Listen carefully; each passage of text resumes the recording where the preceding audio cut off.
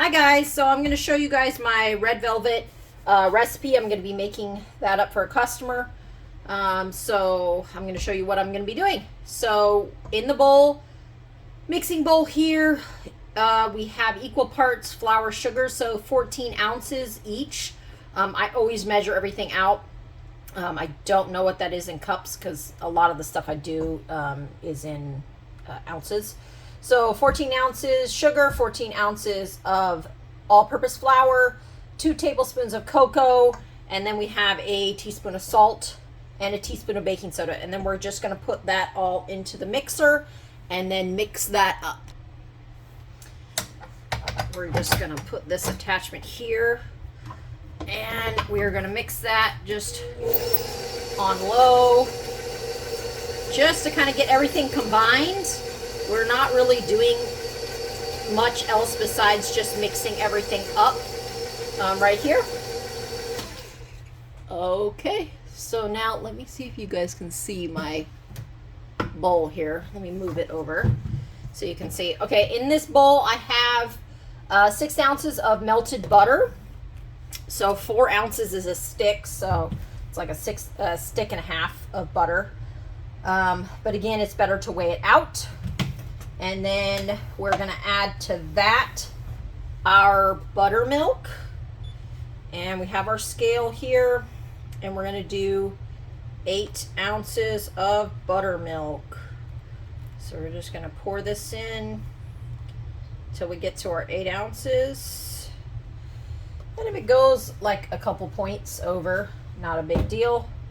Okay, so then I'm going to warm this up. So let me pause you. Okay, so I just warmed this the milk up with the melted butter just so that it would mix up. So I did like 45 seconds just till it's slightly warm to the touch. You don't want it hot though, just barely warmed. So, and then to that we're going to add 4 ounces. So I usually just reset my scale and then I add in my oil. So I need 4 ounces of oil.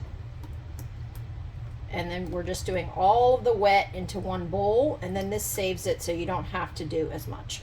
And just got to go real slow at the end so you get just the right amount. Okay.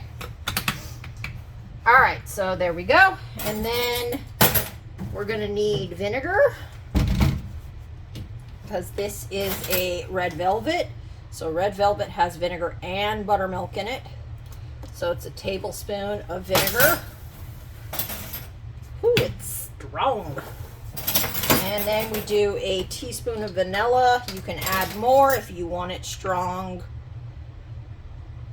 Some people like a lot of vanilla. Teaspoon is the standard. Some people even like a couple teaspoons, which is fine. It works either way. Okay, so mix this up. And then we are going to need 2 eggs.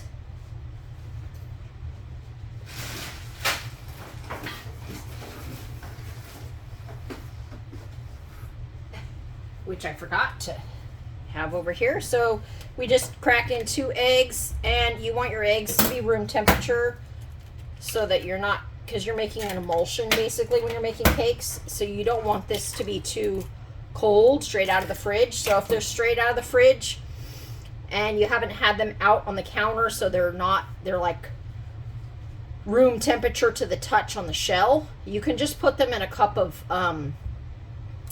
warm water. Like, don't boil them, but just put them in a cup of warm water, and then that way they can not have an issue. So since this has oil and milk and stuff, you're going to get a little bit where you're going to get that separation, which is fine. So you can't, this is optional, red food coloring. So I do like a tablespoon's worth of red food coloring. The more you put in, the more red your cake's going to be. So I used the super red so that it will be very red. And obviously it's going to be a little bit more red in here, but you don't want it to be just barely red. If you want a like true super red velvet cake.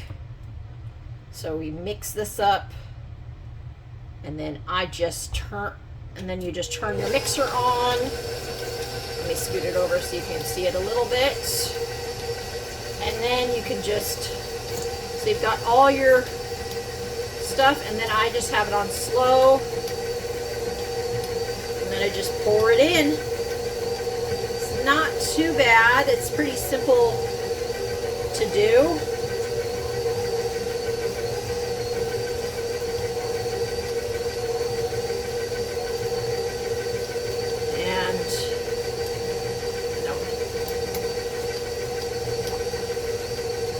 Easier if I had a spatula, but you know, I like to try to do things the hard way and not grab a spatula when I'm doing a video.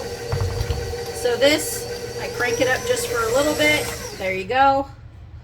You just want it just combined. Let's see. If you're having, this one has like a scraper on it already, so I was just checking to make sure everything was done. This one has a scraper. So I like this for the KitchenAid. It has this built-in scraper so that you don't have to scrape the sides of the bowl. Sometimes you do have to still go in and scrape with this, but it's really nice. And I'll link below the little KitchenAid scraper. I love that. This is the only one that I use when I'm making